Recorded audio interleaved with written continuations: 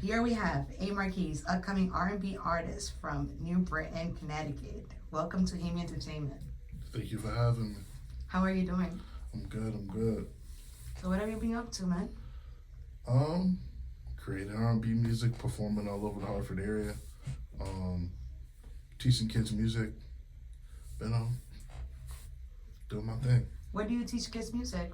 I work for School of Rock in West Hartford and East Hartford. I teach vocals, drums, keys, and a little bit of bass. Okay. What do you like to teach them most? Outside of vocals, which is obvious, probably drums because I have fun doing it. Okay. Do you connect easily with the kids that you have in your class? I do, and it helps that I'm an artist, Mm-hmm. and I'm kind of out there as an artist, so some kids recognize me from music, so that kind of helps. The kids go to your performances? Some of them do.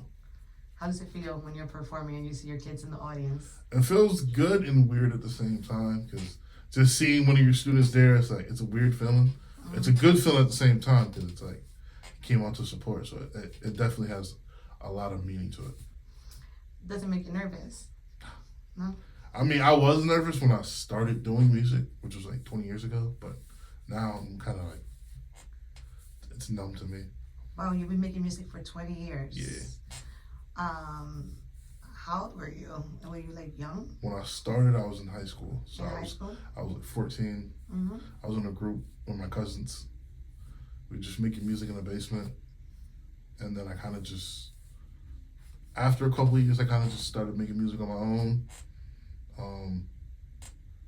Then I could go through a whole history. It's a long story. But I met recently. Me and Nautical Vibes been clicking, and me and her we've been cooking together separately, and it's just been a blessing for the last at least 2 years. Awesome. So it seems like you really enjoy working with her. I do. I think we grew closer through music, and I think that's nothing's more special when you grow a genuine connection with someone through something that you love. So out of all the artists that you have been working with all this time, why Nadia? I seen the potential in her from Rip. I remember we went to the assembly room. We would just like make beats together, and then I started hearing her sing a little bit, and I was like, you got some talent. So she kind of pushes me because she's also a producer. Mm-hmm. So she pushes me on the producer level, and I push her on the artist level. So it just works, and it's just a perfect team. So you're also a producer? Yes. You make your own beats? I make a lot of my beats, not all of them.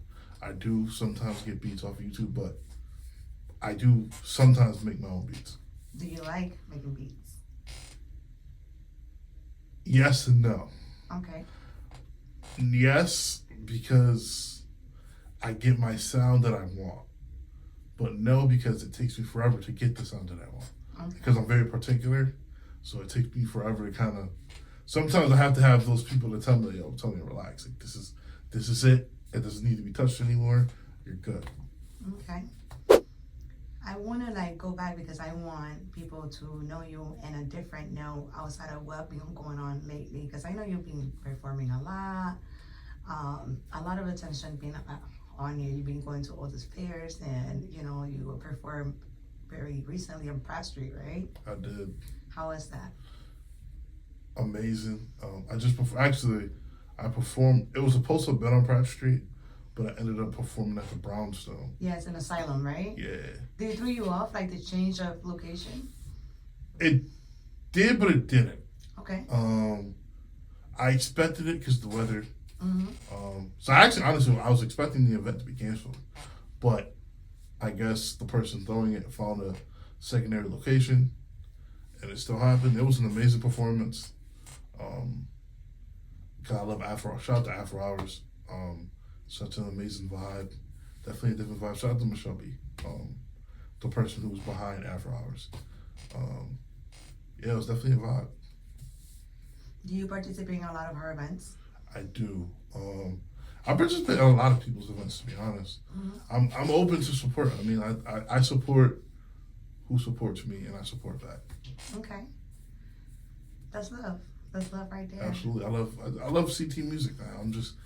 I'm a huge fan. Like I always tell people if you look on my Spotify playlist, there's a lot of CT artists. Like I think there's a lot of talent in CT, so I don't need to look outside of CT. That's just me. All right. So when it comes to like music in general, you said that you started in high school. What inspired you? What made you be like, I want to write music? Truthfully, so I was singing since I was a kid. Okay. Like on a chorus? Yes. Okay. In choir and when I was in church. Musically, I was always inspired by Boyz II Men. They came up with a cassette tape with like all their best like videos, and ever since I was a kid, I always wanted to do that. So I would definitely say Boyz II Men started it, and then Tank, R&B artist, kind of got me into it even more. And just watching R&B music on television, period, it just kind of, I love R&B music. I'm a R&B person inside and out. So Late Night Love got me into it. BET, late night BET, when they used to play them R&B jams after like 11 o'clock, that got me into it. So yeah, it's just mainly Boyz II Men's what got me started. I'll say it like that. Okay, so other than Boyz II Men, any other major artists that you feel like influence your music? Tank, Genuine, in today's day and age, Chris Brown, Usher. Wow. I think those would be the main three, just because I say Chris Brown and Usher specifically because I feel like they've kind of been in that beginning time where R&B was R&B what it is, but they adjusted their music to still be relevant now. So they kind of helped me kind of take my style, that old 90s soul, but still put it in today's music. So. What about R. Kelly? I will always be a huge R. Kelly fan. His music was really good. Yes, I feel like he's done so much for R&B music. Like, people don't understand how many songs he's written, how many songs he's produced. So, a lot of people say you have to cancel R. Kelly for obvious reasons, but I feel like it's hard to. Like, if you said basically any artist who R. Kelly wrote for, we can't support, you literally wouldn't support anybody because R. Kelly wrote for just about everybody. So, he was an extremely talented person. Absolutely. I've always said if there was ever a versus, and if that situation never happened, I would definitely say no one was. R. Kelly was standing on his own 2 feet. Like no one was even close to him. Right. So as an artist, you've been making music for all this time. What has been your biggest challenge? Finding my style, and I think just finding myself, because I've always felt like when I made music, I've always wanted to be heard, but at the same time, it's hard to adjust with the times because I'm an old head. I mean, so I'm a huge fan of that 90s R&B, but if you listen to 90s R&B and now, they're two different things. So it took me a while to kind of figure out how I can take my sound and make it into that today's sound. Because the one thing, and I found out there's certain things I like about today's music. Like, do I like auto-tune and certain things that these artists use today? No. And when I say auto-tune, I mean like the artists who can't sing and use auto-tune to make themselves seem like they can sing. Because I'm a fan of vocality. That's why when I perform, you'll hear me sing a cappella like all over my performance.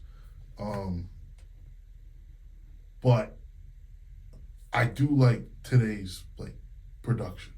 Like I feel like the beats that some of the artists use are amazing. So I kind of took their sound and kind of rambled it with my voice and kind of just I feel like I made a sound that not a lot of artists, I'll say any artist has. That's just my opinion.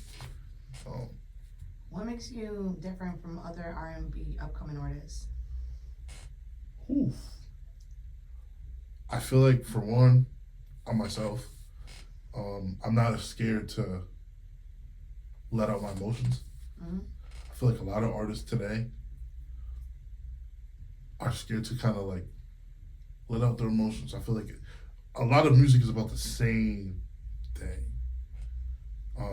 And I feel like that's the one thing compared back then compared to today. The subjects of what the artists are talking about.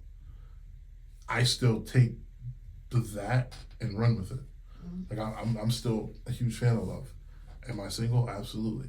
But have I been through breakups? Absolutely. But I still do think that real love is out there, Mm-hmm. and that's kind of what I mostly sing about. And women empowerment and a couple other things. But I feel like what I talk about in combination of my sound kind of makes me me. When it comes to your craft, so you mentioned certain topics that you discuss. Why those topics? Is it because of life inspired, or what inspires your music? Ooh. Truthfully, my mom inspires my music. God rest her soul. I lost my mom when I was 7 years old. She was a singer, and I kind of naturally I feel like I carried on that legacy. So that's a huge inspiration. 2, I just feel like it's too much negativity, and that's just in life. And I'm like, why be so negative? So I feel like I just want to sing about positivity. Even if I sing about something negative, I try to make it in a positive light. Okay. Which, in a couple of my songs you'll hear, yes, it sounds negative, but there's a positive message behind it. So you mentioned that your mom was an artist. What genre? She was an R&B artist. Also R&B. Yes. Big. Have you posted any of her music? I haven't because I was too young. Mm-hmm. Like me and my mom just had I'll just be honest, had a very shaky relationship. Mm-hmm. So she wasn't 100% around as much as she could have been. But I do remember her singing to me when I was a child. But like, she disappeared. Mm-hmm.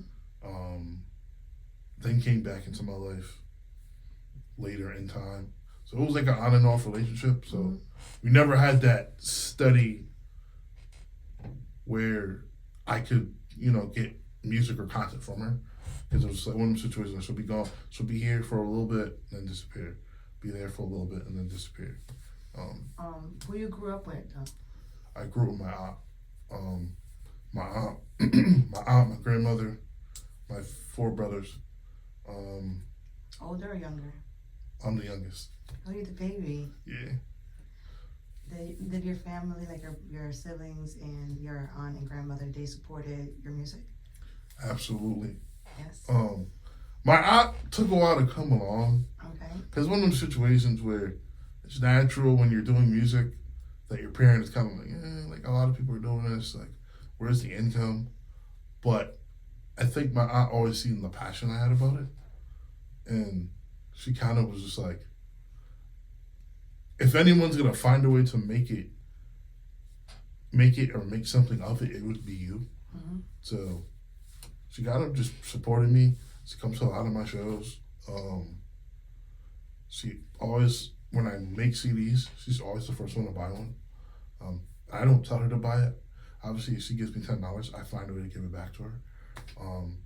But she just does that to prove a point of nothing's free. So my mom always says, I'll buy my aunt. I call my aunt my mom, to be clear, because my aunt raised me. She always buys the first CD. She's done this ever since I've made my first album. She'll buy the first CD and say, this is so you know nothing's free here. That's beautiful. Yeah, so. That's beautiful. I think being part of the industry, I see a lot of, it's not cheap to try to be an artist, and sometimes we are so trying so hard, and we give out so much with nothing in return. I agree. I think it's a lot of hard work, and that's where I love working at School of Rock comes in. because I could teach kids at a young age. It's a lot more than what you see on the cameras. Like the cameras, it makes it look like, all right, they're just out here, they just sing, perform, and that's it. You don't really get to see the behind the scenes, especially when you're an independent artist, where you have to pay for the studio sessions, you have to pay for your travel, you have to pay for gas. If you don't have a DJ, you have to pay your DJ. So there's a lot of investing that goes into it. And then when you post your music, it's not like you could just post your music on all these websites and get views. You have to market your music. So now you have to have a marketing budget. It is a lot. I've learned a lot.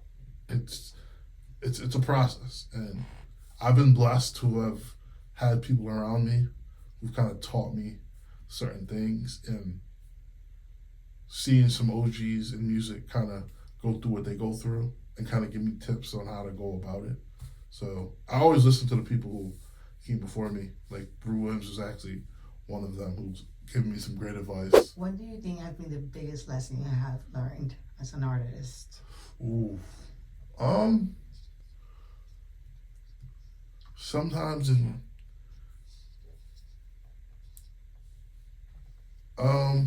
trying to think of how to word this. Who to keep in your circle.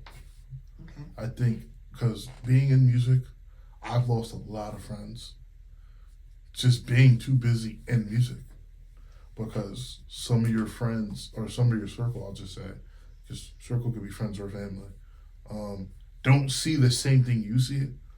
And if they don't see the same thing you see in you, then I think they shouldn't be in your circle. So I've learned that some people are meant to be in your life, some people aren't. Like I have bonds with people who I've met a year ago that I'm closer to them than I'm closer to people I met 20 years. They support my music. It's like, I see you doing a little music thing. And I hate when people say that. So I kind of just learned, keep your circle tight. If they don't believe in you, put them to the side. When it comes to like artists right now, is there anybody that you look forward to make a feature with? Ooh. Outside of Nadia, of course. You cannot pick her. Truthfully, on this, so a lot of artists I've actually done features with recently. So outside of Nadia, ooh, that's a hard one. Think about bigger artists. If we're talking from here, I've always wanted to work with like Fuego Bass. Okay. I've always wanted to work with like Brew Williams. I've always wanted to work with like on a, either perform with him or just like on a musical creative process. Marcus Rodriguez would be another one. Those are the three that come to mind just off the top of my head.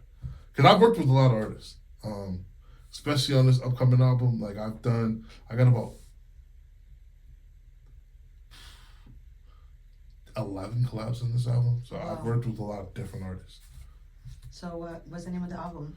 It's called Feel Good Music 5.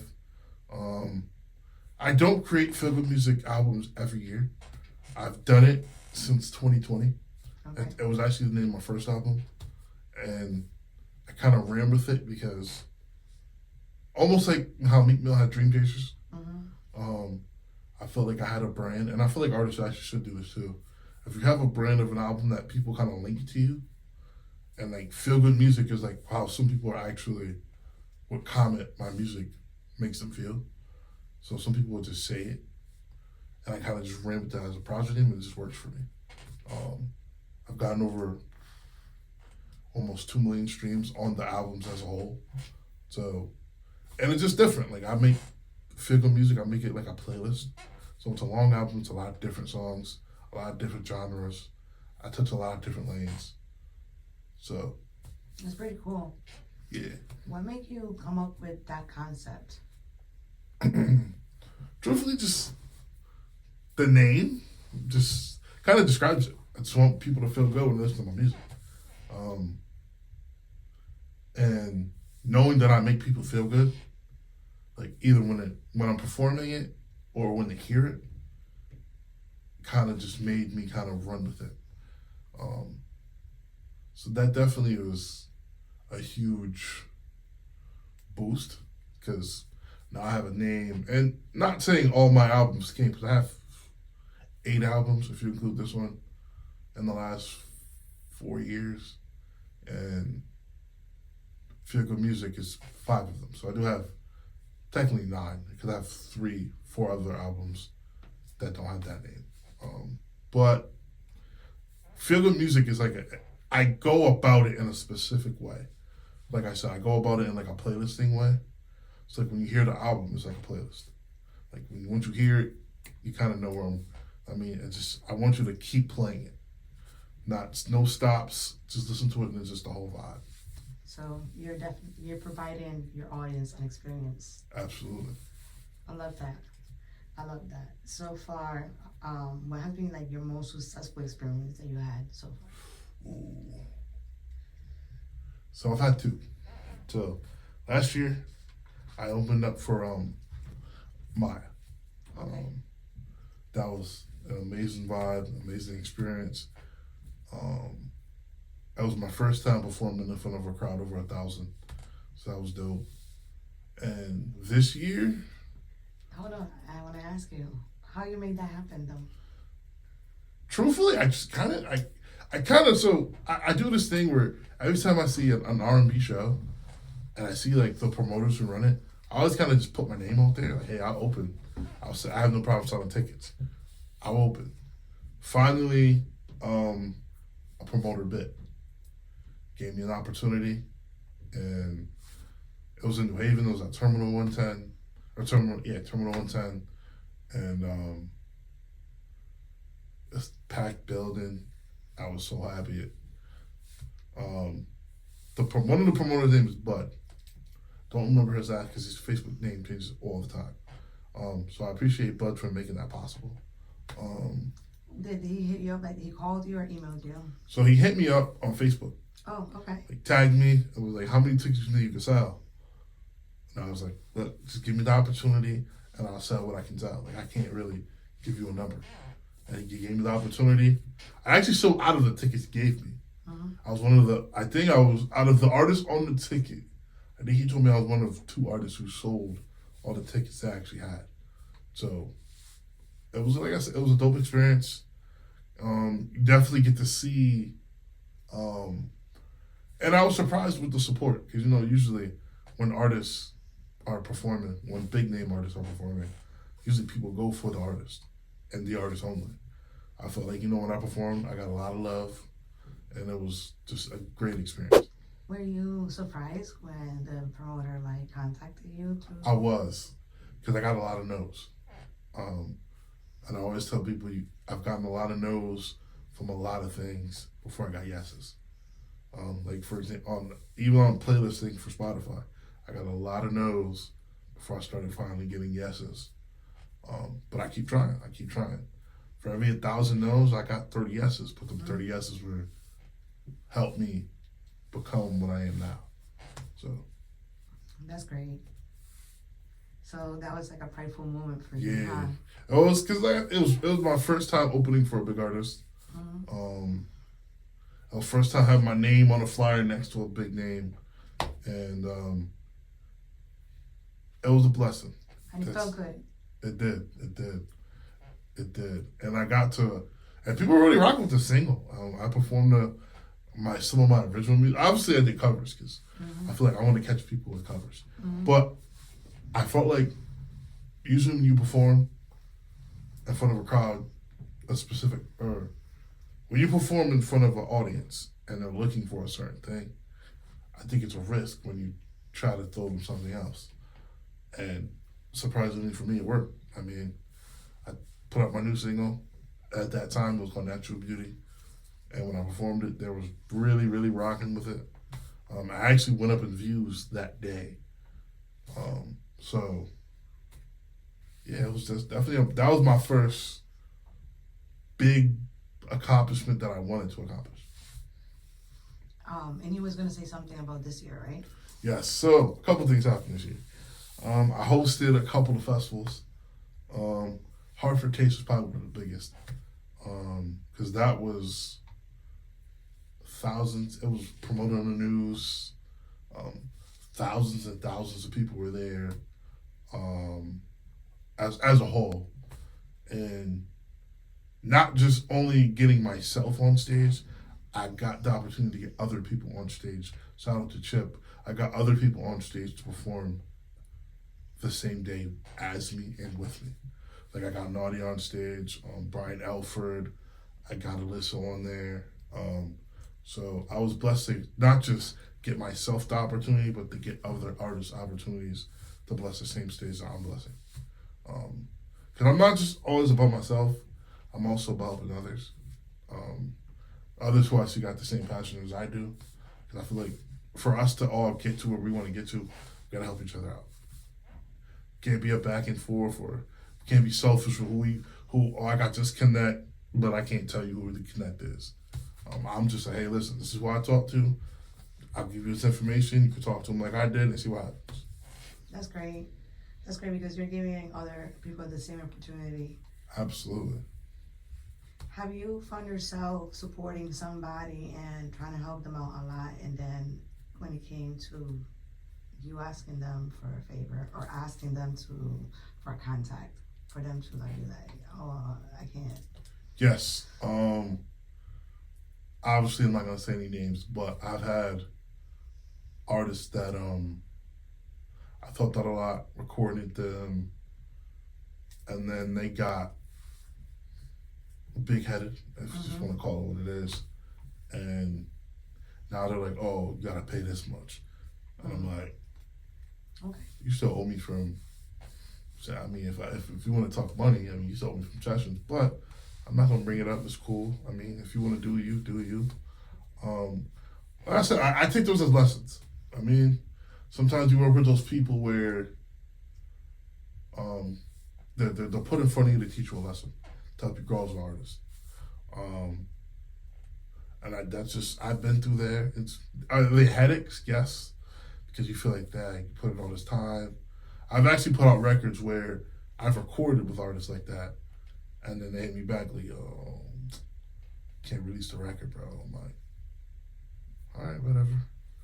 So I've been through a lot as an artist, but I feel like now finally, I'm finally moving in the right direction. So I think it's very surprising that even though you went through those experiences, you're still supporting other artists and you're still doing the same thing. It didn't change you.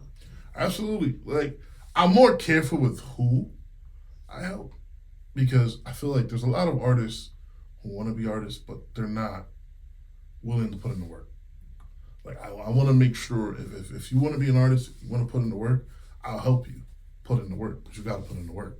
Like, I'm not going to drive you all the way there, but if you want help, I got you. Like, we can do this as a team, but if you want me to do all the work and then the follow through is not there, I don't know what to tell you. That's just how I look at it. Do you have a specific place that you would like to perform at? Like your dream performance? Apollo Theater in New York. Okay. Ooh. I've always wanted to perform there. I've been looking at a couple of Apollo nights, thinking about one of these days just going over there, just trying out. Yeah, I think Apollo Theater is definitely the spot for me personally. Okay, I see you. Outside of music, what else? What do you like to do? It's a hard one, honestly, because music's life.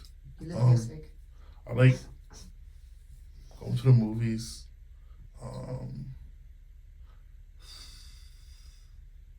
Eating, obviously. I love food. There's two of us. I'm about to actually go eat right after this.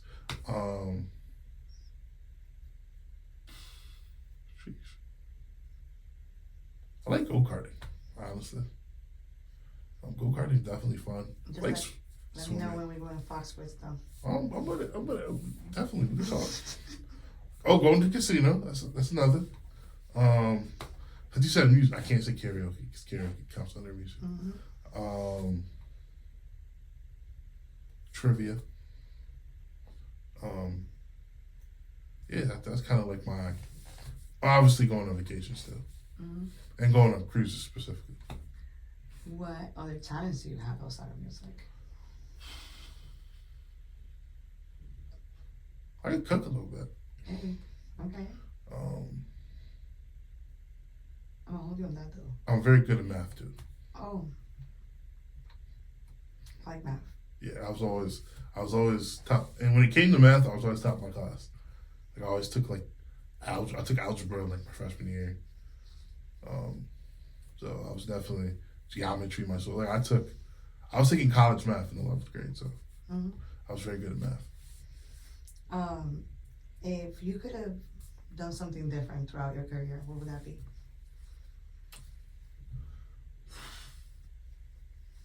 I know you're not gonna like this answer, but I don't know. Because I never thought about anything else. Like I've always, music was always my thing. I never really even thought, what if? Like I've always said, if when it comes to music, I'm gonna die trying. So I never had a plan B, to be truthful. It was always either music or nothing. Okay. Do you get a lot of people like that recognize you when you are like in public settings? Now, yes. Specifically because I've done Hartford Taste. I did the Hartford Music Festival for the last 2 years now. So now a lot of people are starting to recognize me from certain performances I've done, like with the Backpack, School of Rock, because like School of Rock is like a worldwide thing. And I have been in a couple of their websites apparently. So have you ever had like an encounter with like somebody that recognized you that was kind of weird? I did, actually recently. I had a moment where somebody was like, they recognized me, but they couldn't tell me from what, and it was weird. And he was like, "Oh, I recognize you." I was like, "From what?" I don't know. Music? I don't know. I was like,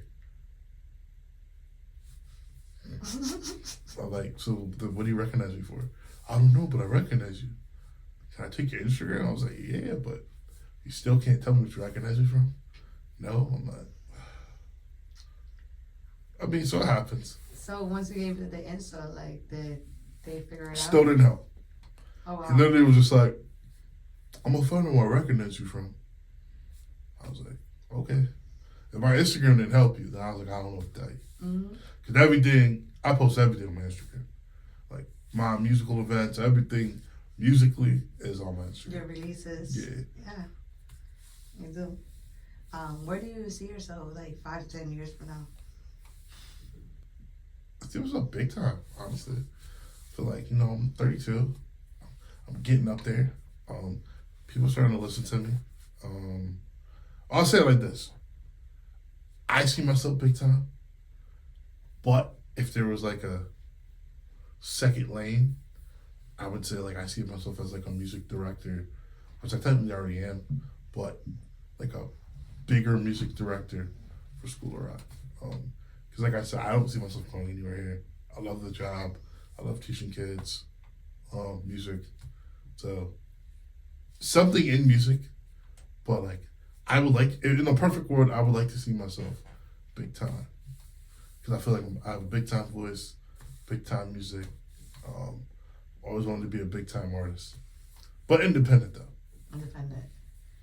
Why you highlighted independent? Because I have my own way about going about things.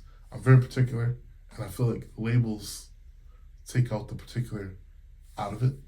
Because labels have ideas for you that you don't always necessarily agree with. So I always I see myself more so going the investor route, where getting an investor involved that sees my vision. Obviously, it would benefit them, but it would have to be in my vision because I have a vision for myself, and it's near impossible for me at this point to kind of move me away from my vision. Have you ever worked on a project where somebody had a lot of opinion? Somebody you have collaborated with, or a producer, or an engineer, just had a lot to say. You're like, this is my project. Yes. I've had collabs where I've had moments where I've had to be like, listen, I get what you're saying, but this is my record. Like, if it's your record, your opinion is all you. But when it's my record, like, I'm particular to the point to where, like, at least for my projects, I always tell the artists I would like them if we recorded together. Just because I feel like the energies recording together is a little different than recording if you're 100 feet. I mean, not 100 feet, like 1,000 miles away from me. Which I hate artists who call me, send me a track, and I'd be like, it sounds cool, but I need you to add this. And I gotta wait like another 4 months, and you're like, this is why I kind of wanted you there. So if you were there, we could have got everything done in one shot. I'm a one-shot person, so no matter how long it takes, like I've worked on one part for 6-7 hours, but I've learned the art of discipline. So I've learned how to let things go and just let it out to the public. Do you feel that when you're working, let's say in a specific track, like if you stop to finish it tomorrow, for let's say for example, do you think that it changes like the dynamic of the song? Yes. Yes. Because you go through different thoughts. I always tell artists, actually, I've told an audience numerous times. At some point, you have to know when to let a record go, because we're looking at things from a musical engineer ear, where it's only 1 or 2% of the world are looking at things from an engineer's ear. So like the people hear our music differently than we do. So that's why I kind of go off. I go off my ear to a limit. Like sometimes I'll let a couple of my inner circle people who are just like regular people hear it, and I'm like, yo, if they don't say nothing bad about it, that means it's almost, or it's ready to go at that point. Because I feel like if someone, a pedestrian off the street, can notice something about your music that's off about it, then maybe it needs to get fixed. But if a pedestrian can't notice it, then... Have you ever heard from your inner circle like, nah, this is not it, you can do better than this? Oh yeah. So I threw a private event. I think it was for Fickle Music too. I threw a private event at CPR Studios. I'll never forget this. So all my albums are long albums. They're all at least 20 songs long. This next one's gonna be 25, but that's another conversation. I played like the first 8. Everybody was like, nah, this ain't it. Like, you better come with some fire. Like, it was to the point where people were about to leave, and then I played track 9, and they was like, okay, you're getting somewhere. But track 9 should be track 1. Because they're like, these songs is okay, but this is what we expect from you. So I had to go back to the drawing board. I actually have a project with Late Night. We're the same thing. Shout out to my brother Late Night. Same thing on Authentic Blend. We did like a little private little project, private little session with a couple artists, a couple radio people we invited over, where they gave us some tough opinions. Like it was tough. Like, we came in, we was like, yeah, we got album of the year here. After that, we was like, nah, we gotta get back to the studio, bro. Now. Like, I think he'll tell you, I called him and I was like, yo, bro, let's get this done tomorrow. Like, I'm not waiting. Because I'm not one of those people who wait. Like, if I hear, I take notes down from what everyone said. I was like, all right, we're going to work on all this tomorrow. I'm trying to knock it out as soon as possible. But it helps. I mean, I love constructive criticism. I love it. As long as you know it's constructive criticism. Out of all your music, out of all your songs, which one is your favorite? Yours personal. My personal favorite? Okay, I have 2. Okay. One of them is called Vibe. It's produced by my brother Late Night. It's a very chill song. Reason why that's one of my favorites is because it's exactly what I would want a female. Okay. Like that song, just if you want to know what kind of girl that I would love to be with, Vibe explains it.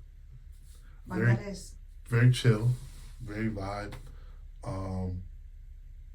Just like I said, a vibe, a good soul to be around. So that's one. My two is a song I got. I think it's on Feel Good Music 3. It's called Try Me.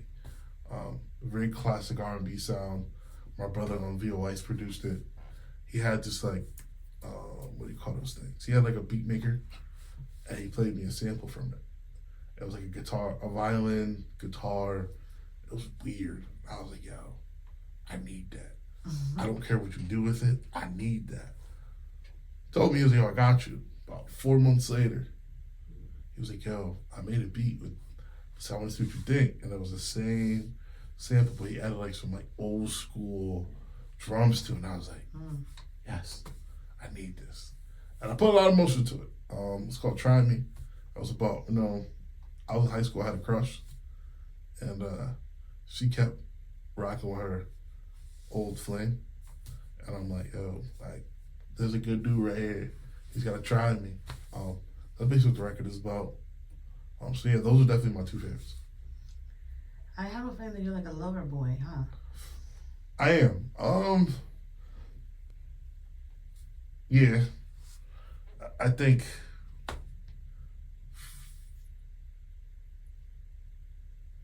in a perfect world, yes. But I think I've been through so much. I do have a cold soul. So it's hard for me to let people in because I've been through a lot. Like, prime example, my ex super cheated on me. Like it took her a while to admit it, and it started to hit, but it still took a while, and I hated that people knew and never told me. So that's what hurt. It's like, some of my close high school friends knew and never said anything to me. So it hurt. But like I said, it inspired me to be the man I am today, which I put a lot of that focus and a lot of that emotion into music, and it helped. So. Do you get a lot of ladies? Shit. I plead the fifth. Like I said, I've had enough. I'll say it like that. I definitely want to find that one. I think I'm 32, so I'm hitting that age where I'm like, it's time. It's time to hit that next level. I feel like musically, I'm kind of getting there where music's kind of becoming my career now. Like I do nothing but music. Music pays my bills. So I feel like now that I'm there, I feel like now I need that one lady that we can elevate together. Okay. Do you think that, being an artist and being so invested in your music can be challenging to maintain a relationship? Yes. According to my ex, that's supposedly why she cheated on me. Air quotes. She felt like I was putting too much time into music. And I feel like for an average person, that's why I kind of always said I would probably have to be an entrepreneur. Because they'll more so understand you putting time to your passion. A regular female who has a 9 to 5, like music's a lot more than 9 to 5. I always tell people you gotta put in more than 40 hours, especially when it comes to music. Like I always tell artists, you probably gotta put in 40 hours a week in the studio alone. That doesn't include performing, promoting, marketing. So you work in 80, 90 hours a week in music to survive. So I think an average person would understand, especially since sometimes you have days where income's not coming in. And I think when you're a 9 to 5 person, it's all about income. Because you have a consistent income coming in, so you're like, yeah, I need you to have an income. When it comes to music, you're gonna have rainy days, you're gonna have sunny days. So I feel like it's I get it, but it's just one of those situations where this is why I kind of always in my head thought I would be with somebody who's a little bit more understanding, entrepreneur, So they're doing their thing, and they kind of understand. Hey, sometimes you have your sunny days, sometimes you have your rainy days. What else do you think are the kind of things that a woman should have to get your attention when it comes to like values, morals, mentality? Self confidence. Okay. I like a woman who's really confident in herself. Yes, I think it's the guy's job to like, you know, motivate their girl, but I feel like a girl should have confidence in themselves also. Let's see what else. At this point, a career. At this point, this is just if you're my age. Like I always said, I would go between like 28 and up personally. I would date a little bit younger than me. If you're a little bit younger than me and you're still finding your career, but you know what you want to do, that's different. But I feel like once you hit 30, you kind of should know what you want to do at that point. So I'm definitely going to say not being in your career, but knowing what you want to do and working towards it. So that's a definite. Do you like more now women or more old school women? Probably old school. Like more conservative? Yeah. I feel like today, especially with the internet, I've seen things where I'm just like, it's not my cup of tea, but okay. I'm not even gonna start no conversation. So I would say I prefer old school women over it. Do you think that the media in general, like the internet for example, has affected society as a whole and the way that they move and Yes. think? Like for example, today I was in camp and we have tablets, and I had moments where every kid that was there was on the internet doing something that had nothing to do with what we were talking about. I feel like the internet has its positives because it keeps you updated on things a lot quicker than we did back before the internet was really a thing. So it took us longer to be notified. We'd have to wait for the news. Mm-hmm. Now you can look on the internet within 10 seconds. You know what's going on. So I will. It's had its positives, but it definitely has its negatives. Do you think that there's a lot of people that presents themselves completely different just for the media than they Yes. really are? Influencers. Some influencers, I'm not say all, but I think some influencers, they're influencers. So I think they take the influence part and run with it. Mm-hmm. I've actually met some influencers who told me, like, yeah, I gotta do this, and I'm like, but it's not you. Yeah, but I gotta do it because for my fans. I'm like, okay, that's weird. I took Valentine's picture for a single woman with a bouquet of flowers and set up in a hotel, and she's just single. For their Instagram. Interesting. That's why I asked what I asked. Do you think that you're a person that can be easily influenced? No. Old school. I'm an old school person, and I feel like it's harder to influence an older mind than a younger mind. And I'm definitely would consider myself an older mind. And I was raised well, so I was raised to be careful with. Where you put your mind, what you put your mind into. So I would say no. Having an old school mind, do you think that affects your music and connecting to today's like newer generation? Yes. It does, but I feel like this generation is more. So back in the early times, I know I'm gonna get a lot of flack for this. I felt like it was talent over production. Not saying the production was not fire, Mm-hmm. but I feel like the talent and the production were kind of at the same level.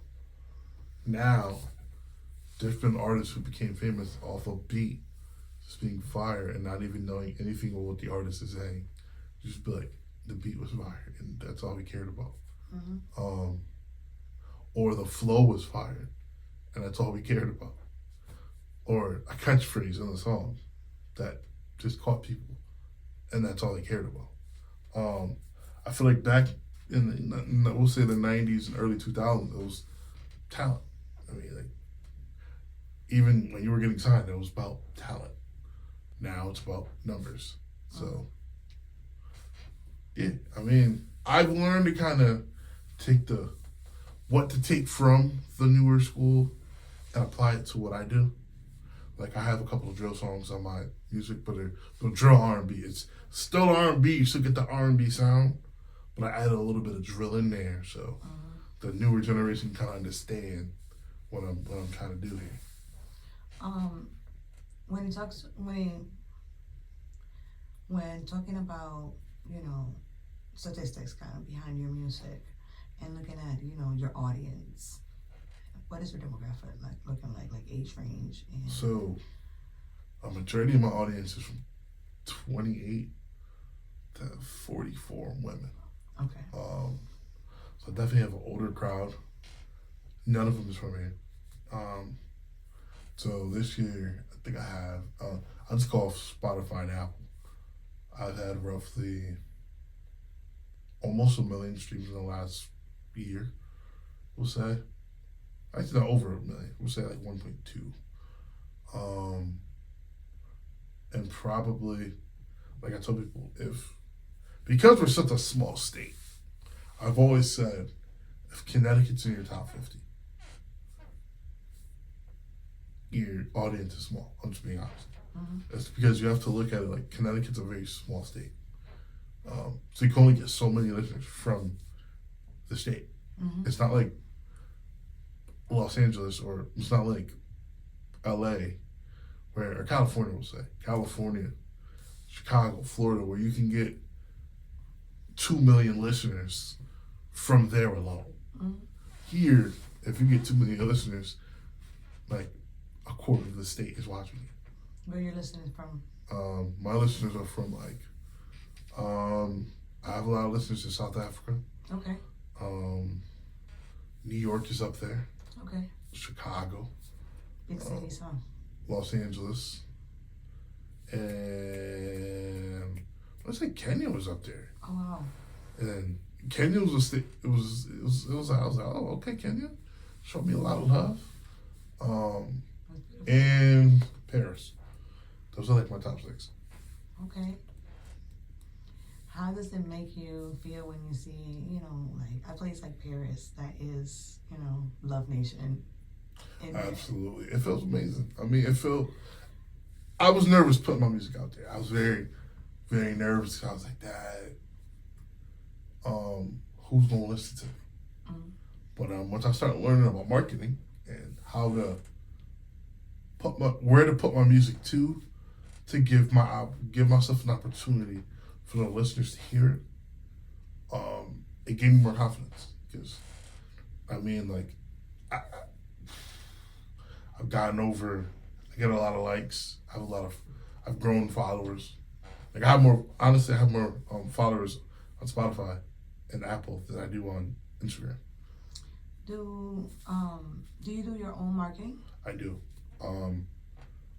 I've learned just watching videos where to market. I know Spotify is coming down on artists specifically because they don't want to pay artists. I've learned how to just market directly through Spotify. Like, for example, I tell people if you want to get plays on Spotify, just use Spotify. Like, Spotify does give you opportunities to market yourself on their playlist. Okay. You just have to pay for it. And I'm willing to put up money because I believe in myself. And my money's came back to me tenfold. Mm-hmm. So. How did you feel this first time that you got a check? I felt amazing, truthfully. I think first thing I did was show my mom. I was like, yo, listen, mom only made it. Honestly, it was like $10. But, because like I said, streaming, you don't make that much money. I made that very clear. I was telling her this. Don't think you make a lot of money on streaming because you don't.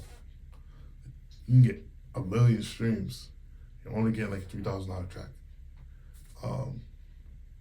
So, is it a lot of money? No.